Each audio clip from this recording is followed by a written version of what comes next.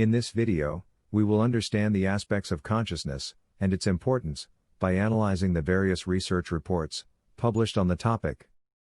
Consciousness has been a topic of debate between various scholars and scientists for many years. We know that our mind works with electrical and physical connections between 100 billion neurons. Perhaps neurons are the smallest known biological part of our brain. Our brain mainly consists of these neurons, connected by diverse ways, to form different parts of our brain like the hippocampus, cerebellum, frontal cortex, cerebral cortex, amygdala, and many more. These different parts of our brain function in different ways, like the hippocampus, which forms some major parts of the human brain's limbic system, and is useful in memory development and spatial navigation. The cerebral cortex is useful in memory, attention, thought, language, and consciousness. Even though consciousness means awareness of oneself and the environment, there is still a debate about the real meaning of consciousness. If this is the real definition of consciousness, then a single-cell amoeba, to a large blue whale, all of them are conscious, but this is not true. Here, in this analysis, we would understand the real meaning of consciousness for a human being. The scientific approach of consciousness. The scientific definition of consciousness is simply the awareness about our environment, atmosphere, and self.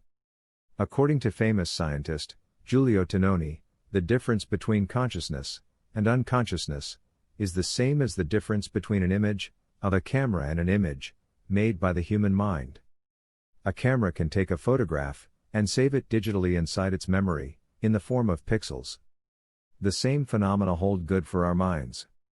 It also protects the image in our memory. But the real difference is our consciousness. A camera can save different images, like apple or orange, but it doesn't have any mechanism to differentiate between them. However, a human mind is conscious about what it is saving inside our brain's memory, and whenever next time we see that image, we can recognize it as an apple or an orange. This is the straightforward explanation of the human brain's consciousness, but it doesn't answer a simple question of how our brain's consciousness is different from other animals' consciousness, like a rat. Does the size of the brain and amount of neurons matter in the case of consciousness?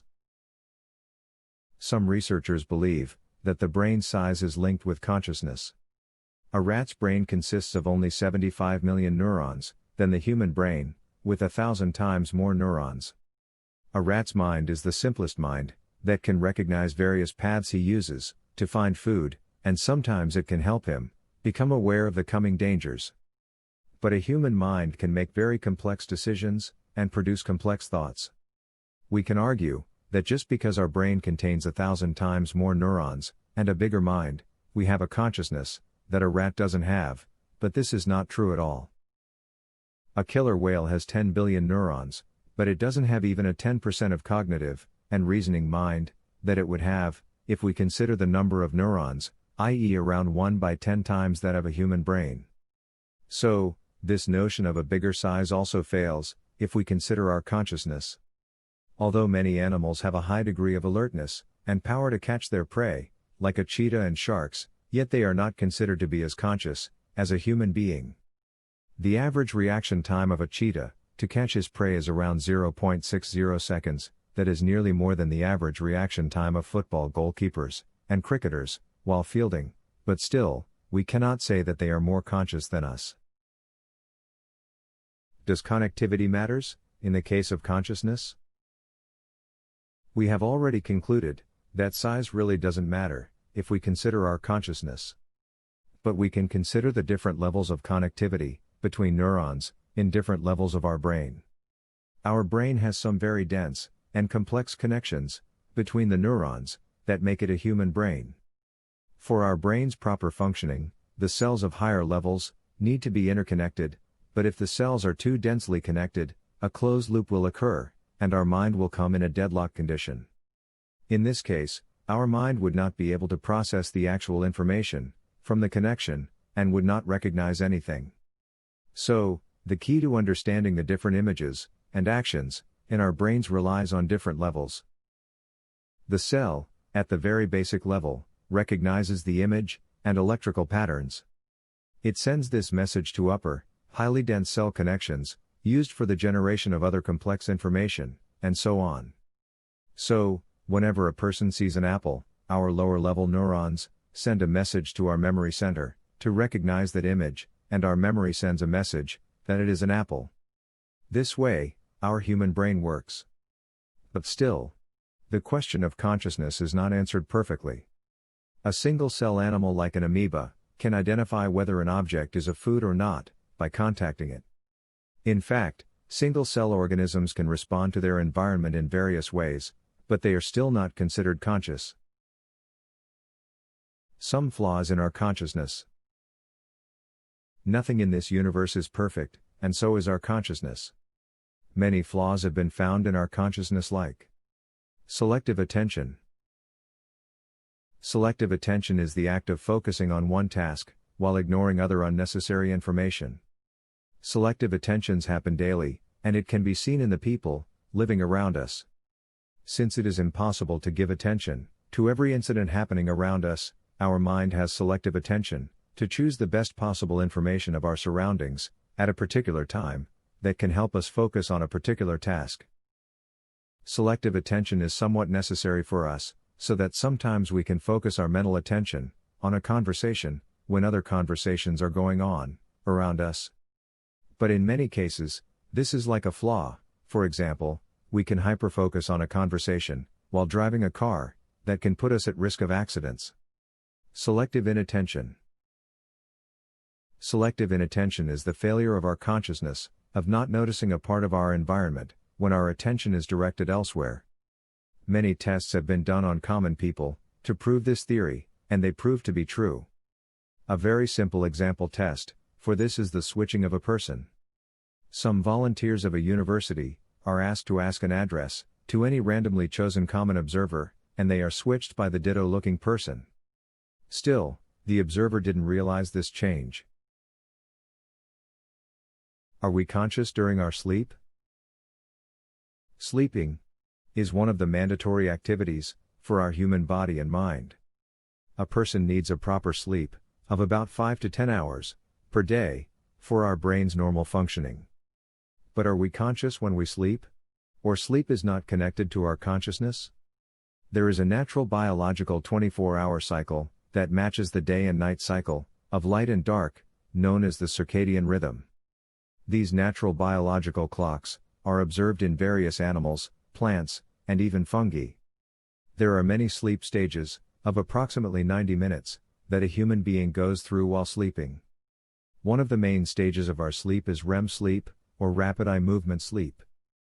This stage is called Rem because our eyelids move slowly and rapidly during this stage. Many biological changes go inside a person during Rem sleep, like an increase in heart rate, sleep paralysis, and arousal of genitals. Our heart rate rises to a certain rate during Rem sleep, and it starts beating rapidly. Another biological change our body, which goes during Rem sleep, is sleep paralysis, in which the brainstem blocks the motor cortex's messages, and the muscles don't move. This biological change is also called paradoxical sleep, in which the brain is active, but our body is inactive. Scientists are still researching in this field, and trying to relate between our sleep cycles and our consciousness.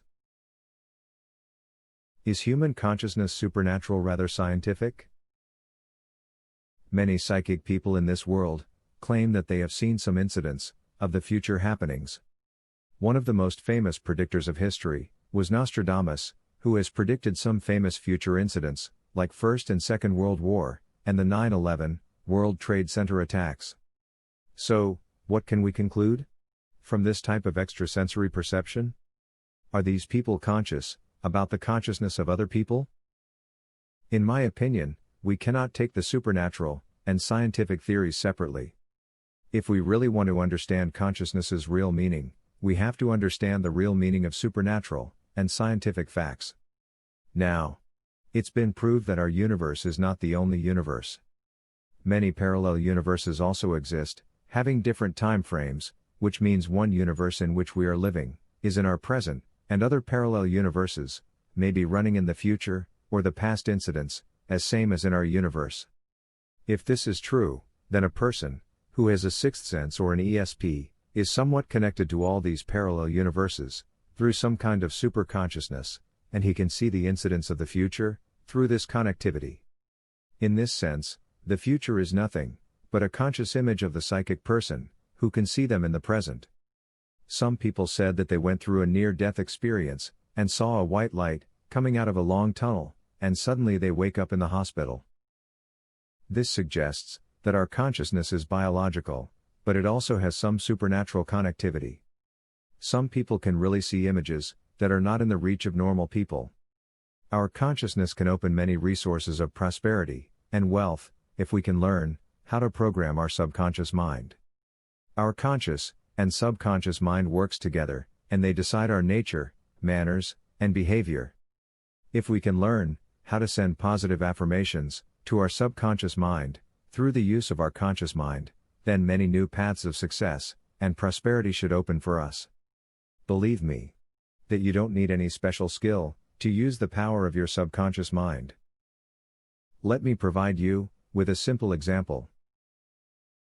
Imagine that you are a pilot of a passenger plane, and sitting in the cockpit of that plane, ready to take a flight, suddenly a person comes and tells you that you are looking a little bit sick. Would you accept his thought suddenly? Or analyze yourself in the first place? In another scenario, imagine that you are a passenger on the plane, and the same person comes in front of you and tells you that you are looking sick. Would you accept his thought? In this condition? Our subconscious mind plays a vital role in deciding our decision, in many cases. In this example, if you are a pilot of that plane, you should have discarded his advice that you are looking sick, because you are already adapted to flying conditions, and you are a frequent flyer. On the other hand, if you are a passenger, and flying through the plane for the first time, then you should have accepted his advice, and started feeling sick from the same time. Our subconscious mind works this way.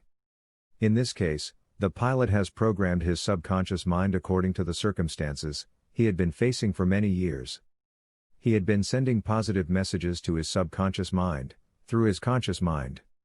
Our consciousness also plays a major part in programming our subconscious mind by sending positive and negative affirmations to our subconscious mind. You can understand how powerful our consciousness is from a simple example, that whenever we put headphones on our ear, our voice automatically becomes louder. In this case, our conscious mind sends a signal to our subconscious mind that one of our senses is being suppressed.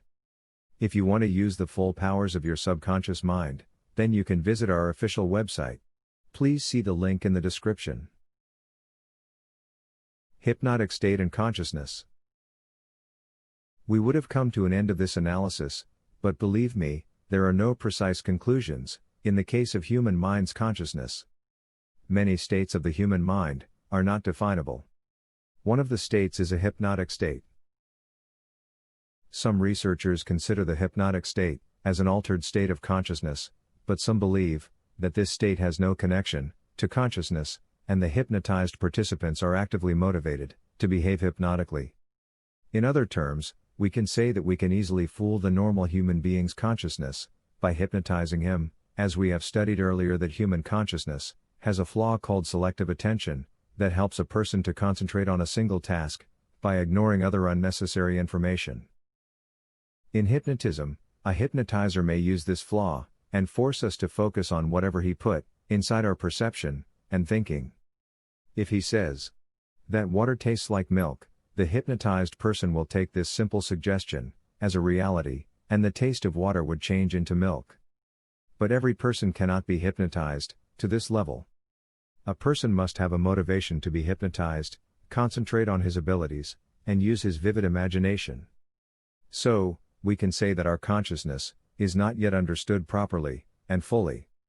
We still need some more scientific evidence and research to understand our consciousness's real meaning, and we are sure that we will conquer many phases of our conscious self in the near future. So, this was the detailed video on what is human consciousness. If you loved this video, then please like it, give a comment, and don't forget to hit the subscribe button and bell icon. This will let you watch our videos instantly whenever they are uploaded on our channel.